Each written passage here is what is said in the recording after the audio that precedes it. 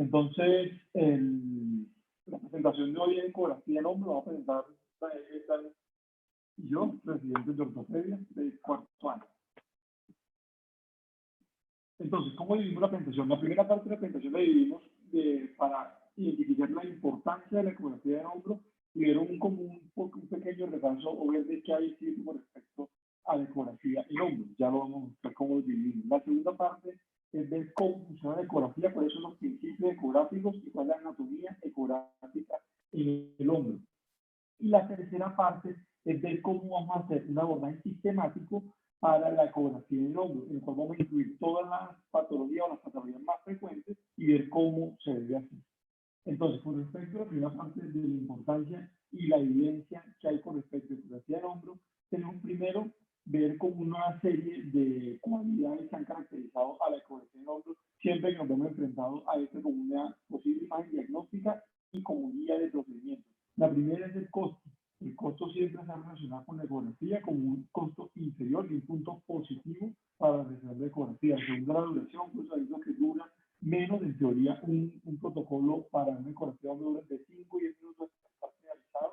La tercera es que es dinámica, es un estudio dinámico del hombro que permite hacer movimientos y ver directamente los músculos y los tendones en este momento. Se evita algunas limitaciones que pueden tener, por ejemplo, la resonancia, la presencia de artefactos cuando hay material implantado o contraindicaciones para la realización de la misma. Y lo último es que permite la comparación con la extremidad contralateral. Cuando se existe alguna duda en el procedimiento, se puede siempre recurrir a la extremidad contralateral para hacer una comparación de las dos extremidades. Y hay un factor que pongo acá arriba que es la satisfacción. Lo resalto porque se exalta en diversos artículos que la relación que existe entre el paciente y la persona que realiza la ecografía, permitiendo una interacción directa sobre definir en qué punto tiene el dolor y realizar la explicación con la visualización directa, tiene algunas relaciones con el desenlace de satisfacción en estos pacientes.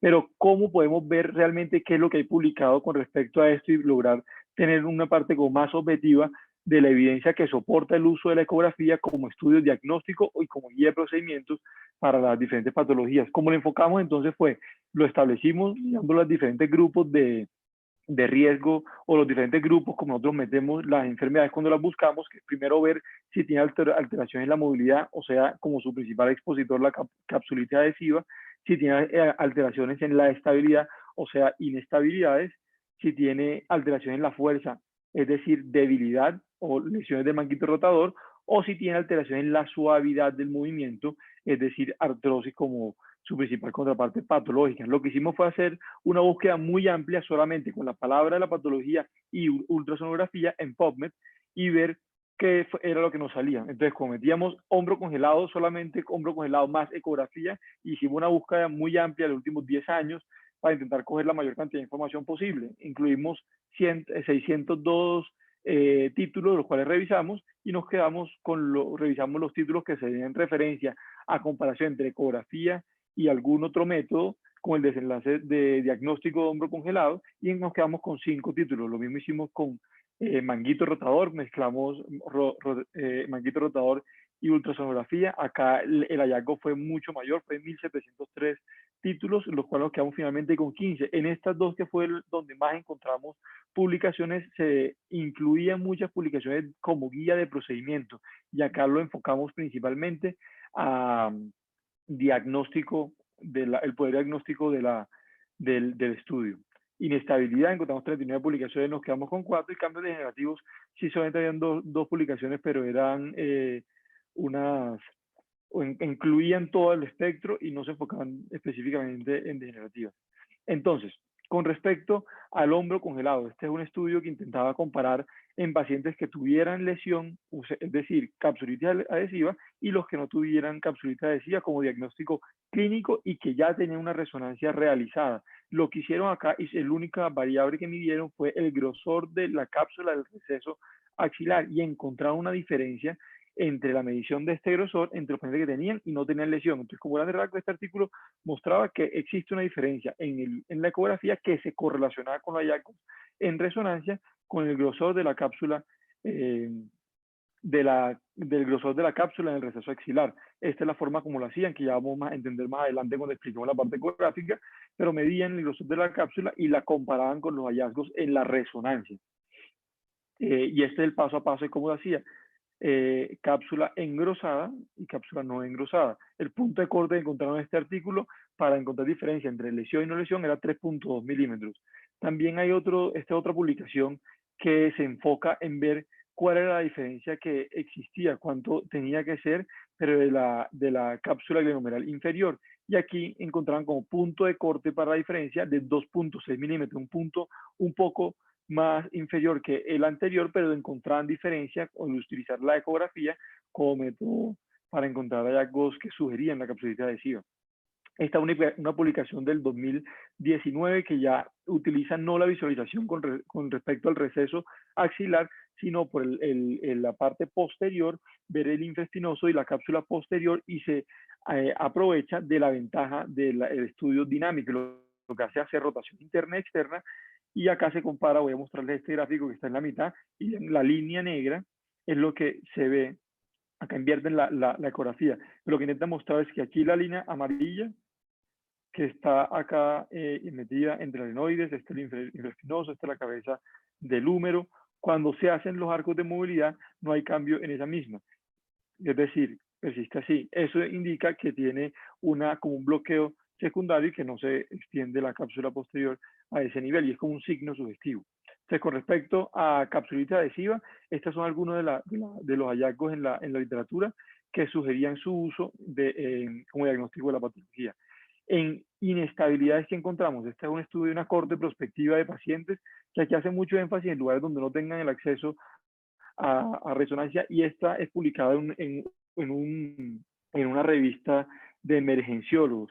Ellos lo que hacen es intentar probar la utilidad de la ecografía para diagnosticar si está luxado o no está luxado el hombro. Lo que hacen es identificar 3 puntos claves de rebordes anatómicos, identifican luego la cabeza humeral y la relacionan con respecto a la adenoides. Entonces aquí está la adenoides, aquí está la cabeza humeral, y es un artículo muy discutido, pero que empiezan a mostrar como alguna opción en lugares donde no tengan ventajas de estudios imagenológicos, sino solamente la ecografía. Ya este es como otro espectro de los límites.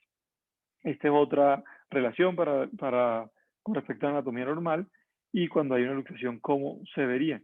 Este es el húmero y este es la glenoide, este es por fuera como de la relación. Sin embargo, queda la principal pregunta abierta: ¿qué pasa y cuál es la evidencia en manguito rotador principalmente? Entonces, cuando miramos en manguito rotador, hay 2 artículos que voy a traer y voy a pasar rápido, que son la eficacia de la ultrasonografía, la resonancia y la artrografía con desenlace de ruptura de manguito rotador. Esta es una publicación del 2015, y mira que tiene valores similares para ruptura en general con respecto a sensibilidad 0.9 y especificidad 0.9 en resonancia, y manguito rotador un poquito inferior en la especificidad cuando se usa la ecografía. Y además en esto hacen comparación de si lo hacen los radiólogos o lo hacen los ortopedistas, y ven que la sensibilidad y especificidad que encuentran cuando hacen esos cambios es más o menos similar. Y la publicación más importante para encontrar esto como desenlace es esta publicación de Cochrane del año 2014, en el cual incluyen 6 estudios, 252 hombros en total, cuando hace la comparación directa de ecografía con resonancia. Cuando cogen todas las lesiones, la sensibilidad es mayor la de la resonancia que la de la ecografía, 98, 91%, pero cuando cogen lesiones completas es muy similar, o sea que existe diferencia, y luego lo subdividen cuando se cogen lesiones parciales, pero para el desenlace de lesiones completas, los hallazgos de sensibilidad y especificidad son comparables y similares, la resonancia y la ecografía del manguito rotador.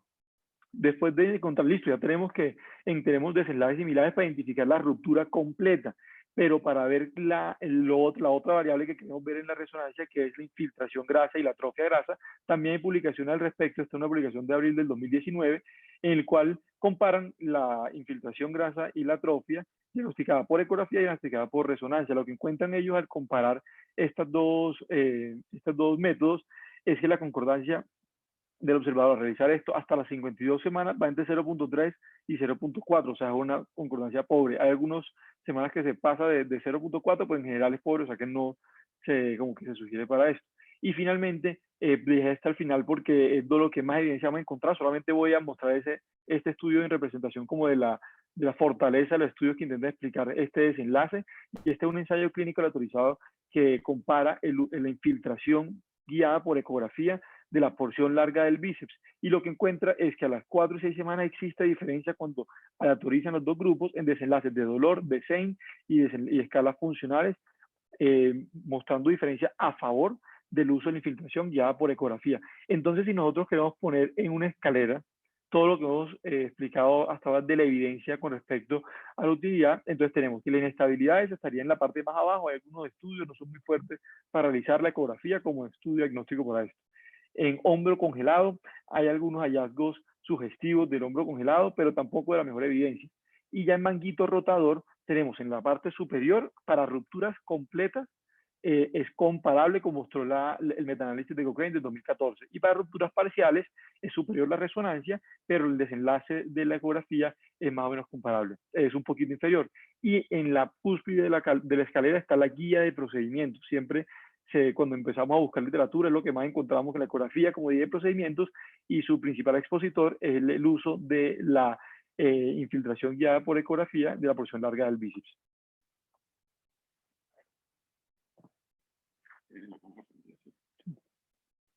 Bueno, continuando con la segunda parte de la charla, ya vimos la importancia, la utilidad de la ecografía, y pues ahora digamos, lo que quiero dejar en esta parte son unos conceptos al momento en el que yo estoy enfrente del paciente, qué debo hacer, cómo debo manejar el ecógrafo y cómo configurarlo de cierta manera. Digamos que yo sé que ninguno de nosotros, digamos los residentes de ortopedia, estamos familiarizados con las partes del ecógrafo, cómo funciona, y cosas muy básicas, que es lo que quiero que quede. Es importante que prestemos entonces atención a la parte que sigue, que son los principios básicos y el enfoque dirigido al hombro. Entonces, empezar con lo más básico. ¿Cuáles son las partes del ecógrafo? Hay muchos aparatos de ultrasonografía y muchos son complejos y sofisticados, pero en general cuentan con componentes similares. Está el generador eléctrico. Recordemos que este es un aparato que cambia la energía eléctrica en mecánica, que finalmente se traduce en impulsos acústicos. Entonces tiene que haber algo que genere la electricidad. La energía, pues, que como su nombre lo indica, es el generador. El transductor, que es el que envía la señal, el pulso acústico, y que a su vez tiene un receptor que recibe dicha señal para luego convertirla en una imagen, en un monitor, convertir analógico y digital. La memoria gráfica, el monitor y después el cuadro de mandos.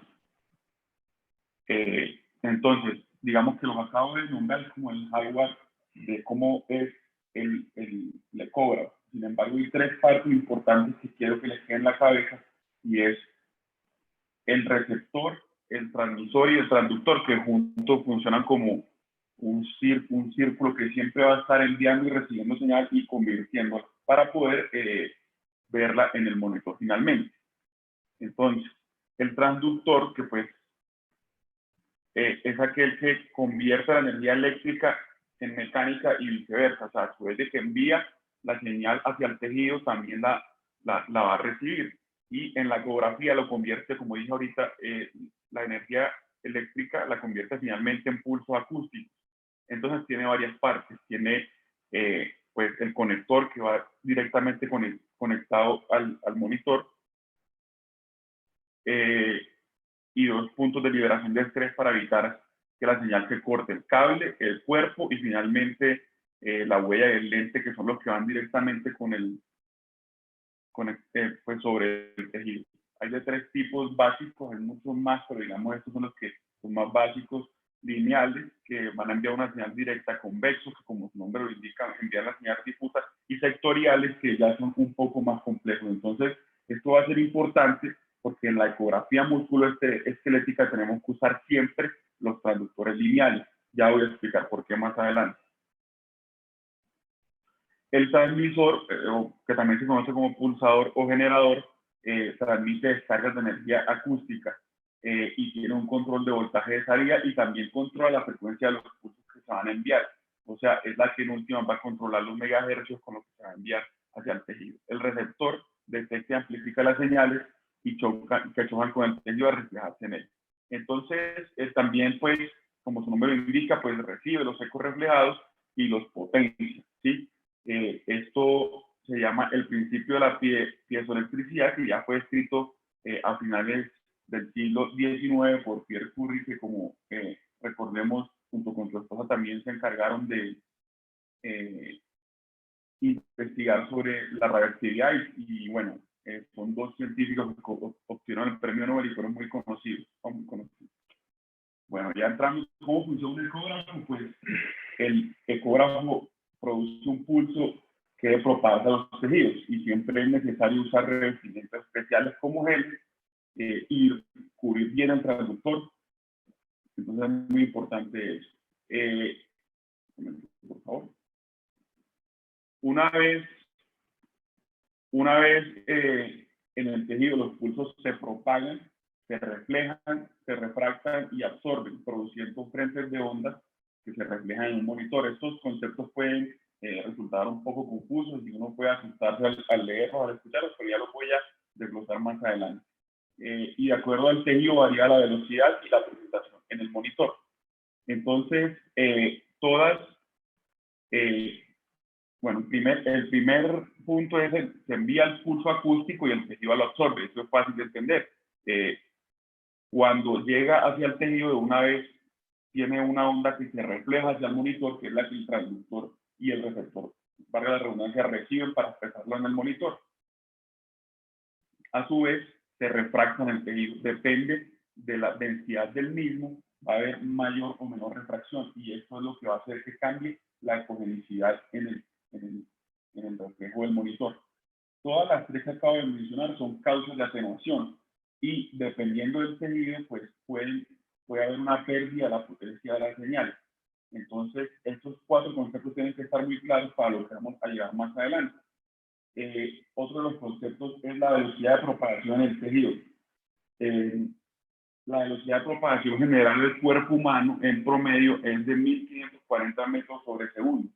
Y como ven, es más o menos cercana en la grasa, en el agua y en los órganos blandos, como son el hígado, el riñón, la sangre. En el hueso, la velocidad de propagación es mucho más rápida, o sea, directamente el hueso recibe una vez la señal, por eso es el que se ve pues más hipoecoico. Entonces, de acuerdo a todo lo anterior, a la absorción, refracción y se va a formar la imagen. Entonces, hay un concepto muy importante que es la impedancia, que en última se resume, se resume como en la resistencia que el tejido va a dar, y la impedancia es igual a la velocidad de propagación por la densidad del medio o del tejido en este caso. Entonces, va a ir directamente relacionada con la ecogenicidad. Recordar pues el concepto de ecogenicidad, que el tejido hipoecoico es aquel que se ve oscuro, que es el hueso, porque tiene mayor velocidad de propagación y es el más denso.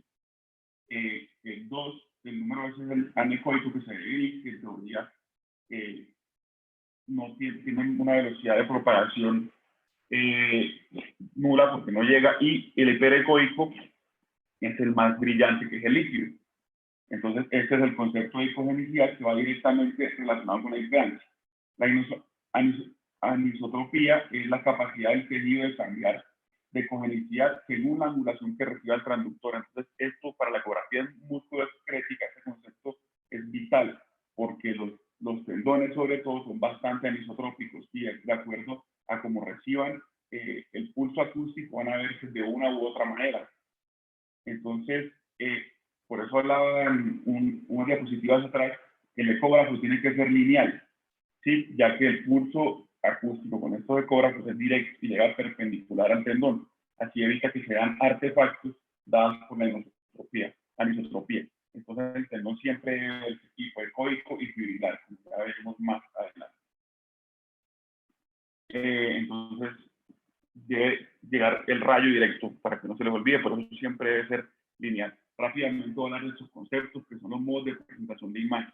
Entonces, hay 4 modos. El modo A, que digamos ya no se usa tanto, es difícil de interpretar en el monitor, y lo que ocurre es que se envía la señal, rebota en el tejido, se devuelve y, digamos, es unidimensional, solo es una dimensión y no se usa mucho en nuestro medio. El modo veo, modo brillo, hay movimiento, entonces hay movimiento mientras uno usa el transductor y sale un punto donde del transductor uno lo va moviendo generando varios puntos y eso hace que haya con el movimiento una serie de puntos que dan una imagen en 2 dimensiones. Este modo es el que usamos para la ecografía musculoesquelética, por eso es tan importante. Entonces aquí lo dejo en rojo, negrilla cursiva y subrayada en rojo para que recuerden que el modo B es el modo en que los ortopedistas debemos usar el ecógrafo. El modo M se utiliza para órganos en movimiento, sobre todo el ecocardiograma, de pronto no nos compete tanto. Y lo que ocurre aquí es que el órgano también modifica los puntos porque se está moviendo, por ejemplo el corazón. Entonces, y el modo en tiempo real, los 4 D se perciben imágenes, como su nombre lo dice, en tiempo real, que son percibidas por el ojo humano.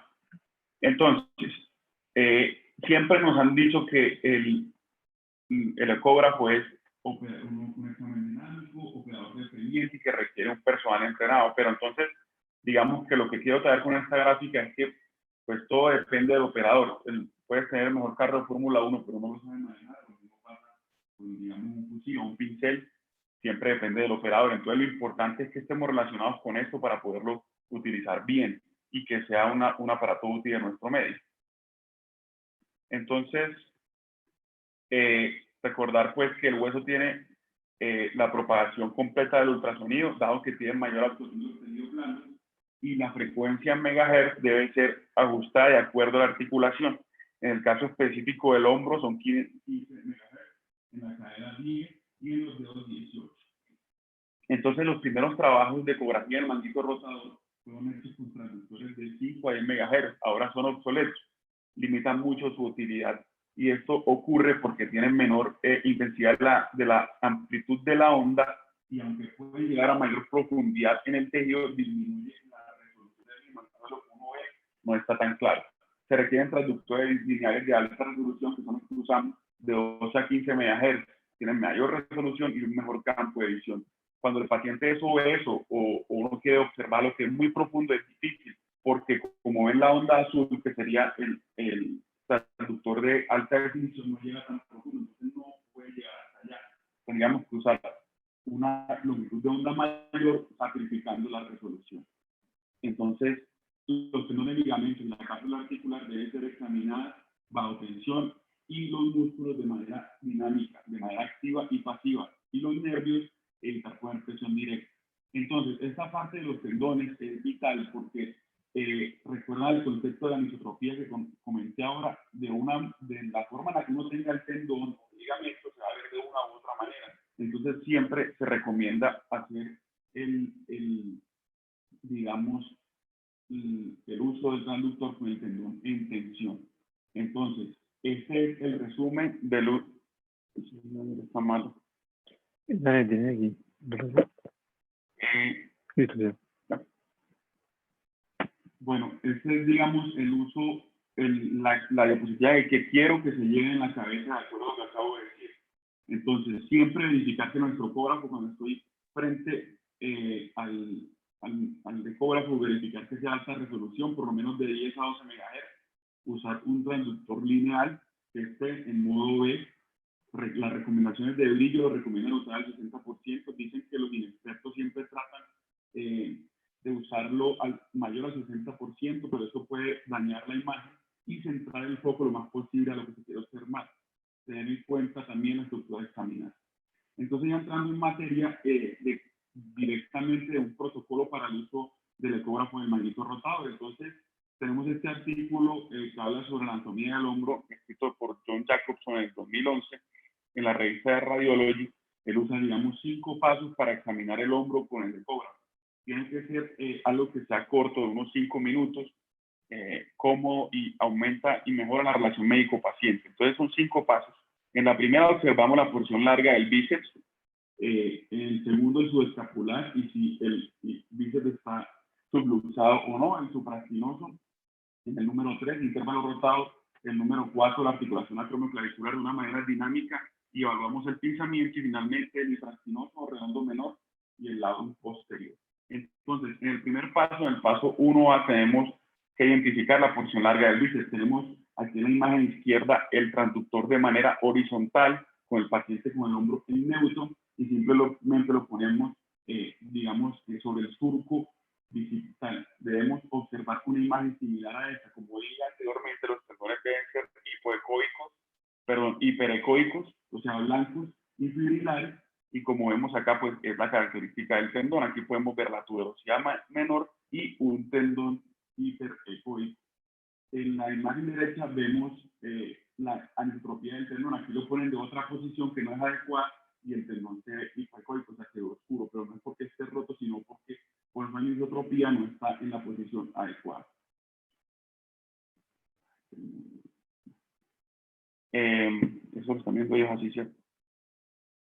Dale, dale. Ya.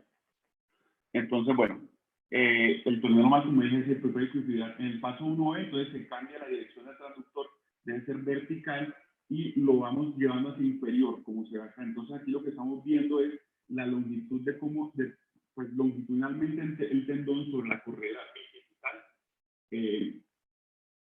Y es básicamente eso, debe verse hiperecoico y fibrilar. Y es la imagen que vemos aquí, como se debe ver adecuadamente. Digamos, este es el paso 1B. Ya en el paso 2, lo que estamos viendo es el eje largo del subescapular y el eje corto, y si está o no subluxado. Entonces, de la misma manera, lo que vamos es a hacer un poco de abducción del brazo y llevarlo un poco más a medida del transductor. Aquí deberíamos ver una imagen similar a esta en la que vemos el bíceps en su lugar. Como no lo estamos viendo directamente, se ve hipoecoico, pero es por anisotropía. Aquí vemos la tuberosidad menor y todo el tendón del subescapular. En esta imagen lo que se ve es el tendón, porque el paciente debe darse rotación externa, y aquí vemos cómo el tendón se contrae, que es la manera correcta de examinarlo, y lo vemos hiperecoico y fibrilar, como es su característica adecuada. En el paso 2B, pues vemos el eje corto de su escapular. Lo que hay que hacer es poner el vertical, el transductor, y pues lo que vemos de la misma manera se debe dar en rotación externa y verlo de esta manera, hiperecoico y fibrilar. A la mano derecha vemos la anisotropía del tendón porque no está en rotación externa. Entonces, recordar que depende mucho la posición, por eso es un examen dinámico en la que esté el hombro, y de esta manera ver si no es anisotropía o en verdad está roto. En el paso 3A lo que vemos es el eje largo del supraespinoso, y aquí lo que vamos a hacer es que vamos a hacer la posición de crash, que es con la mano en la parte de atrás, en la cadera o en el glúteo, y examinamos de esta manera el tendón del supraespinoso. Aquí lo que se observa es el supraespinoso. Esta flecha lo que está mostrando es la bursa subdeltoidea. Aquí vemos una imagen que es anisotropía, que no es normal, que es normal, pero es anisotropía. Y aquí vemos cómo debe verse correctamente el tendón en su eje largo y el intervalo rotador en esta parte. En el paso 4A lo que se quiere examinar es la articulación acromioclavicular. Entonces se pone directamente el transductor de manera horizontal sobre la acromioclavicular. Debemos ver una imagen similar a esta, en donde la A pues es el acromio, la C la clavícula, esta flecha es la articulación, y aquí lo que quiere mostrar esta otra flecha es el cartílago, el fibrocartílago de la articulación. Y podemos evaluar pinzamiento dinámicamente, haciendo que el paciente abduzca el hombro, y pues aquí vemos si puede haber algún pinzamiento en la articulación, básicamente. En el paso número 5 tenemos el infraespinoso y el redondo menor. Lo vemos desde la parte posterior de manera horizontal. En estas flechas de acá, lo que estamos viendo es el labrum glenoideo. Aquí vemos el supraespinoso y el húmero en la parte posterior. Dinámicamente lo llevamos el brazo en abducción y vemos todas las fibras un poco más, digamos, tensionadas, y como debe ser del color hiperecoico. Finalmente, lo llevamos dinámicamente también lo movemos de meada lateral, y aquí también debemos observar algo similar. Aquí lo que se ve en esta flecha es la fosa o el surco espinoglenoideo. y finalmente el tendón del infraespinoso y el redondo menor, que es lo que muestra en esta parte. Y listo.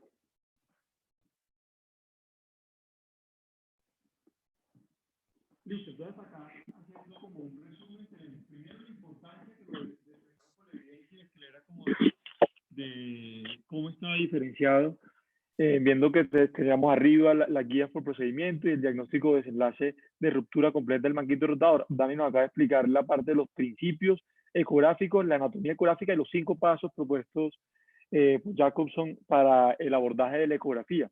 Entonces, yo quería mostrarles como 2 visiones. Una visión es la que acabamos de ver, que es la visión descrita por John Jacobson, que es la persona que está aquí en la esquina inferior izquierda. Esta es una persona que es un doctor que es radiólogo, que se especializa en radiología musculoesquelética, dentro de la radiología musculoesquelética en ecografía musculoesquelética, y tiene todo un impacto en la educación de igual forma. En ese artículo que referencia esos 5 puntos claves, se referencian 3 cosas principales. La primera es que, a pesar de todo un estudio que depende de la técnica de examinación, lo segundo es la importancia de conocer la anatomía ósea de superficie, y lo tercero y muy importante es la orientación del tendón, por el fenómeno que mencionaba Daniel al principio.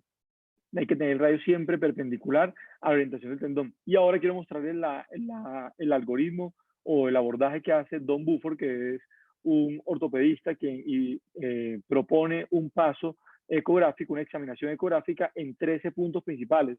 Punto del 1 al 5 es la parte anterior, del 6 al 9 es la parte supraespinoso, del 10 al 12 infraespinoso, y el final, la articulación acromioclavicular. Si se dan cuenta, comparte muchas de las cosas que tiene la visión de los 5 puntos de John Jacobson, pero se complementan de alguna forma. Entonces, en el punto 1, que es este, pone igual, en el sentido transversal, se identifica la tuberosidad mayor y menor, se ve el tendón del bíceps en el centro, las características del tendón del bíceps, que es hiperecoico y fibrilado. Y la segunda parte es la posición del brazo. El hombro está en neutro y está en supinación el antebrazo. Entonces acá vamos a identificar porción larga del bíceps y el ligamento transverso.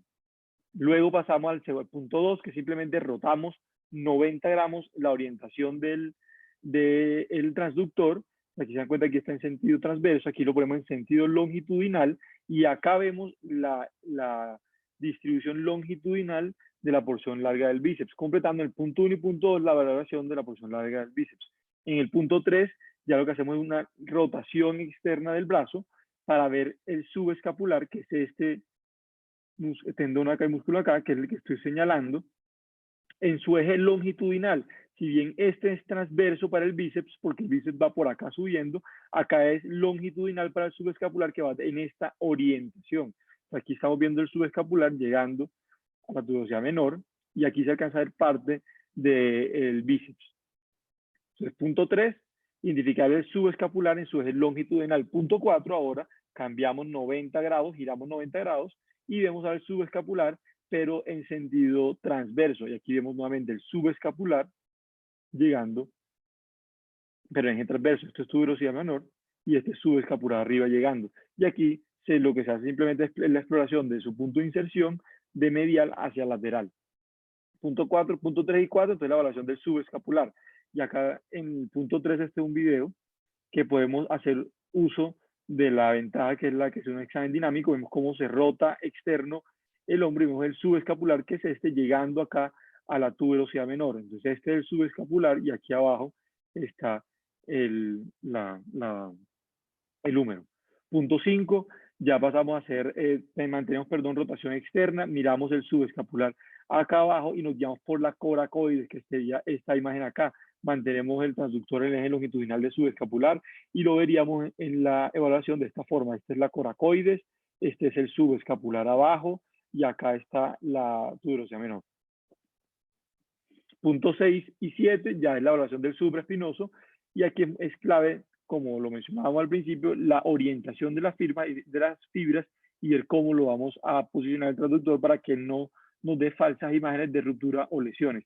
Entonces, posición del supraespinoso en su eje longitudinal, la posición que mostraba Daniel de hiperextensión, de rotación interna, para ver de frente el supraespinoso, y lo vemos acá, este es el supraespinoso, llegando a la tuberosidad mayor. cambiamos, giramos 90 grados el transductor nuevamente, entonces siempre es eje longitudinal y eje transverso. Eje longitudinal y eje transverso, y vemos siempre en dos proyecciones el tendón, y acá ponemos en eje transverso el supraespinoso y vemos llegando en su parte transversa, viendo la faceta de la turoración. En este video está, entonces aquí vemos el video, aquí vemos cómo se ve durante la rotación. Esta parte de arriba es el tendón llegando aquí. Puntos 10 y 11. En este punto 10 y 11 ya pasamos a la parte posterior del hombro, y aquí miramos desde la parte posterior cómo llega el infraespinoso a este nivel del infraespinoso, llegando a la parte posterior de la turoración mayor. Eje transverso, perdón, eje longitudinal y eje transverso de igual forma. Aquí vemos cómo llega, y aquí vemos cómo cuando lo cambiamos, todo esto es el espectro de inserción del infraespinoso y el redondo menor. Y aquí lo veríamos, infraespinoso llegando y la movilidad en el arco. Acá está el infraespinoso y acá está su inserción. Entonces hasta acá tenemos la valoración de cierta forma muy similar. La parte anterior, vemos la parte de la corredera, el subescapular, del supraespinoso, y la parte posterior del infraespinoso.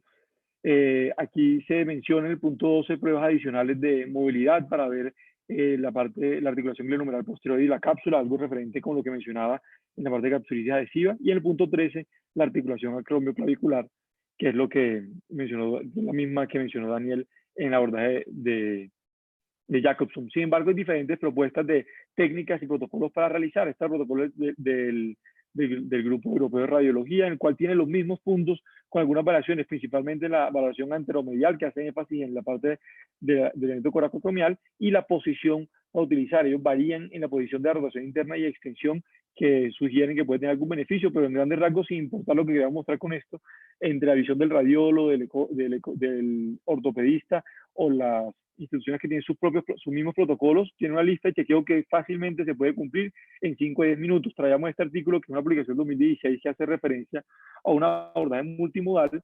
del hombro y un abordaje estandarizado. Lo que ellos hacen es que lo hacen un poco más corto, pero incluyen todo lo anterior. Ellos miran una parte anterior, superior, anterolateral y posterior de esta forma. Se quedan con 4 puntos de la ecografía. En el abordaje anterior miran la porción larga del bíceps y el subescapular, superior miran la articulación acromioclavicular, anterolateral supraespinoso, y posterior infraespinoso y redondo menor. En esas 4 partes, y ya lo correlacionan según los hallazgos con la patología. Entonces, nuevo repaso: posición anatómica, posición del transductor. Aquí estaríamos hablando en su corte transversal la porción larga del bíceps, es decir, que sería equivalente a un corte axial en la resonancia, y así se vería, siempre verlo hiperecoico y fibrilado. Esto es un bíceps normal. Podemos utilizar la rotación interna y externa para ver si se subluxa el bíceps durante el movimiento, y luego pasar a ver en el eje longitudinal el subescapular. Entonces, aquí estoy repasando de forma rápida para que nos quede claro cómo es el abordaje y cómo se realiza. Cuando vemos cambios patológicos, ¿cómo se verían esos cambios patológicos? Entonces, acá vemos cómo no se ve hiperecoico ni fibrilado la porción larga del bíceps en el mismo corte que le está mostrando en la posición transductor, posicionado de forma transversa a la corredera bicipital. No se ve de esa forma. Cuando hacemos una resonancia, se ve una probable ruptura a nivel de subescapular, ruptura parcial, y quedan dudas con respecto a cambios inflamatorios en el bíceps. Luego, cuando hacen las pruebas dinámicas, vemos cómo acá se ve una aparente subluxación de la porción larga del bíceps, que sería lo que está mostrando la flecha intermitente, y la flecha engrosada blanca hace referencia a una ruptura del subescapular a nivel de la ecografía y su correlación con la resonancia. Otros hallazgos que sugestivos a nivel del bíceps de patología, aquí como ponen transductor de forma transversa, vemos que acá no vemos nuevamente ni fibrilado ni hiperecoico. Aquí vemos una imagen que se denomina como una imagen vacía a nivel del bíceps, quiere decir que ahí no hay bíceps. Entonces en el corte transverso no se ve, y en la parte longitudinal tampoco, solamente se ve aquí en la línea punteada el reborde del bíceps donde se rompió. Entonces aquí no hay, y aquí ya aparece. Y cuando se hace la artroscopia, vemos la ruptura de la porción larga del bíceps. En la parte superior, ninguna explicación adicional a lo que mencionaba en el protocolo de Jacobson al inicio.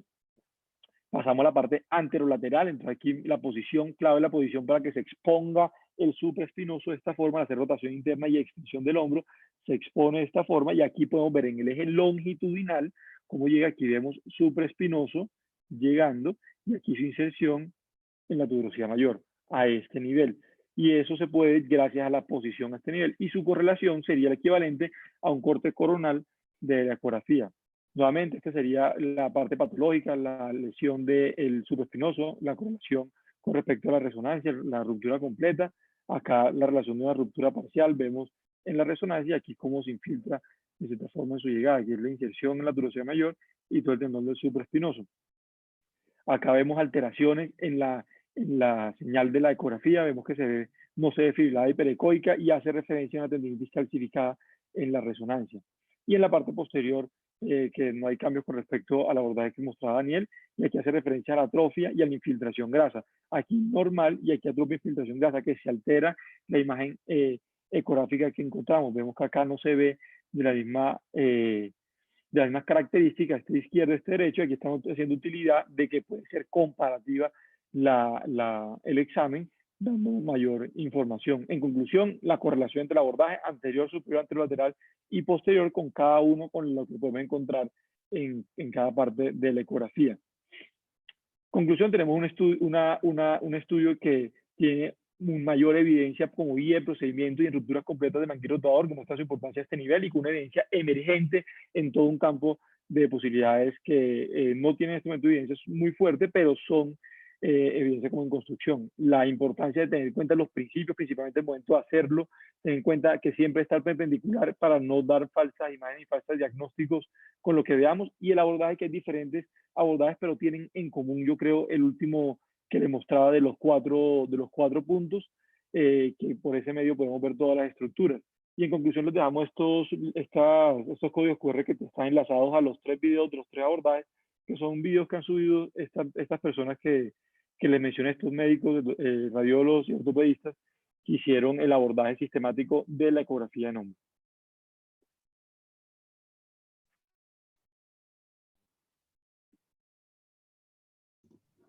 Muy bien, muy buena revisión, Daniel y Juan David, muy buena revisión. Yo creo que hay otra forma de ver esto y es que lo que nos mostraron aquí el doctor Gaitán y el doctor Lacutir es la importancia de la ecografía, o sea, por qué debemos aprender ecografía, la anatomía y cómo se hace esa exploración cuando hay pacientes con lesiones en el hombro. Yo creo que por cuestión de tiempo pues no tengo mucho tiempo para discutir. ¿Hay alguien con alguna pregunta en especial? Si no, damos por terminada la sesión en aras de cumplir el tiempo estipulado.